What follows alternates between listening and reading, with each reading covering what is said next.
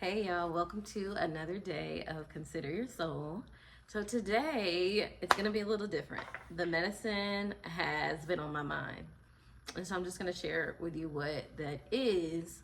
And so literally medicine has been on my mind, and the beauty of us understanding what our medicine is and what we have to offer.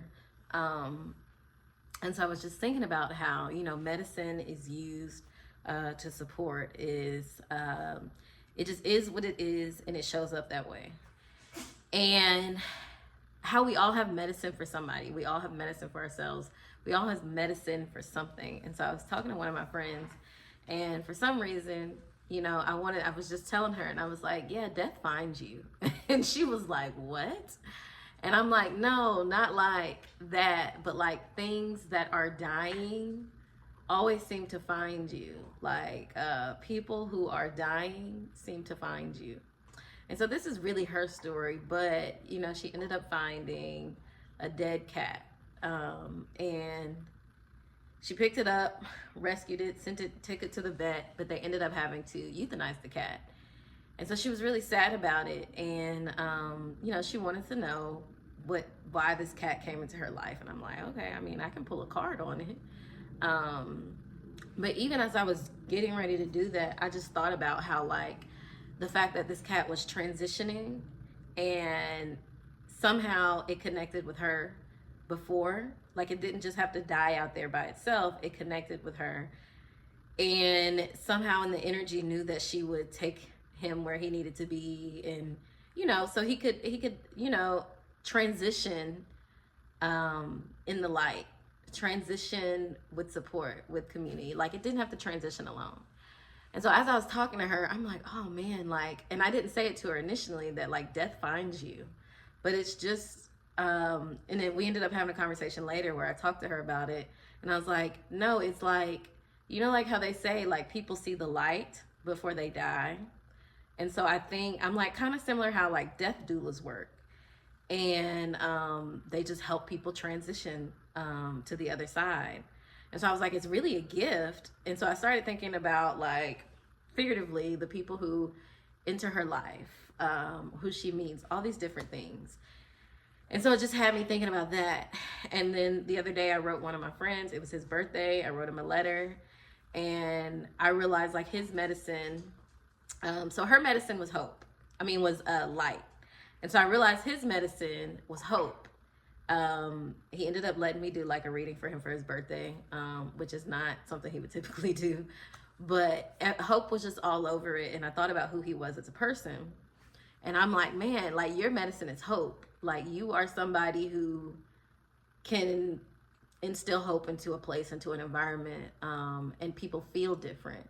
And so when you interact with people, a lot of people come to you in times when they need hope. So I just started kind of paying attention to the people who've come into his life. Even when I came into his life, like, people needed hope that there was something else, that they would get through this. It's like a resilient hope. And so I started thinking about like my medicine, and what is my medicine, because it's been the whole journey of what I've been on. And so I was like, my medicine is home.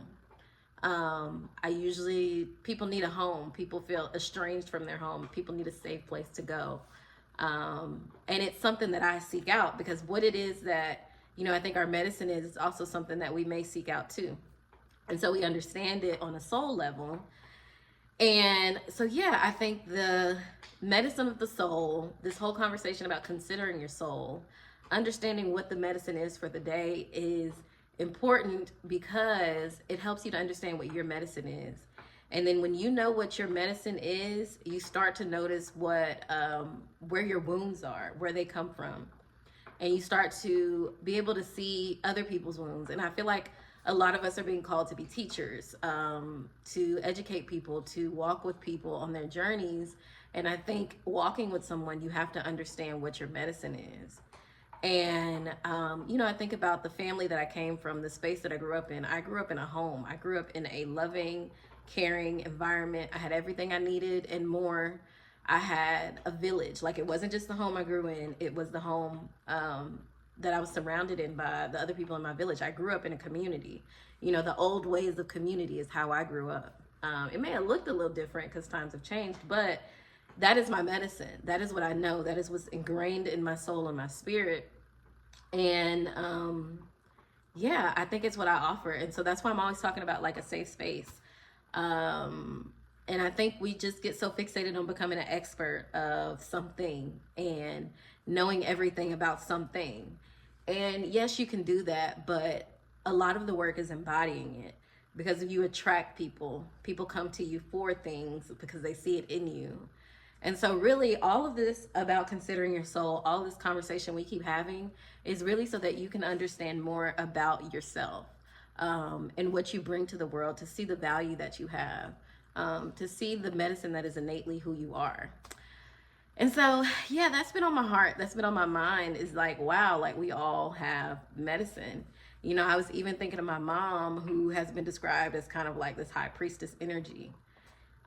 You know, I think hers is similar to home as well. Like, I think my mom is home. I'm always thinking about, like, when I think of my mom, I literally think about the Mother Earth. I think about all of the beautiful things we have learned in religion. I think about maybe the energy of Jesus Christ when I think of my mom.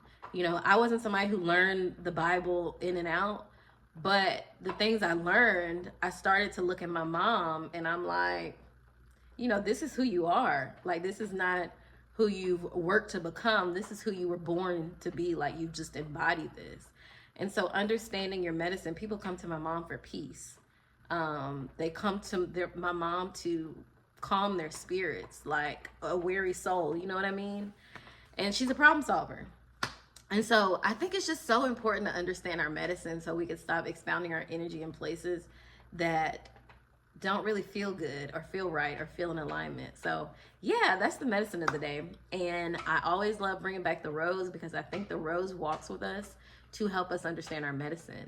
You know, I think plant walks in general, that's what they're about, is understanding your medicine, understanding what you need. But for me, and maybe that's why the rose came to me, because the rose is all about home. It's about alignment. It's about self-care, sacred care, divine guidance, the mother, nurturing. It's all of these things that help you to heal. It is known as like the healer. And yeah, so I think that's the beauty of plant walks, is that it brings you to this divine part of yourself that helps connect you to the higher power, however you see spirit, however you see God. And when you connect to that creation, you connect to your purpose, which is what everybody's searching for, even if they don't realize it. We're looking to have value. We're looking to be seen, to be witnessed, to be cared for, to be loved on, to feel like we're important, to feel like we're special to something or somebody. And what makes you special is your medicine. And so if you look, that's why all the conversations are like, look internally. Like, not to say that you're disconnected from this great big spirit that's guiding all of us, but to say that all of that medicine was put in your heart. And so doing the heart work, focusing on your heart, is going to bring out the medicine. I'm a living witness. It's gonna bring out the medicine, and your life is gonna change. So that's the medicine of the day, is this conversation. I just wanted to share that because you are the medicine. The medicine of the day is you. The moment is you. The time is you. And so lean into your medicine and see where it takes you.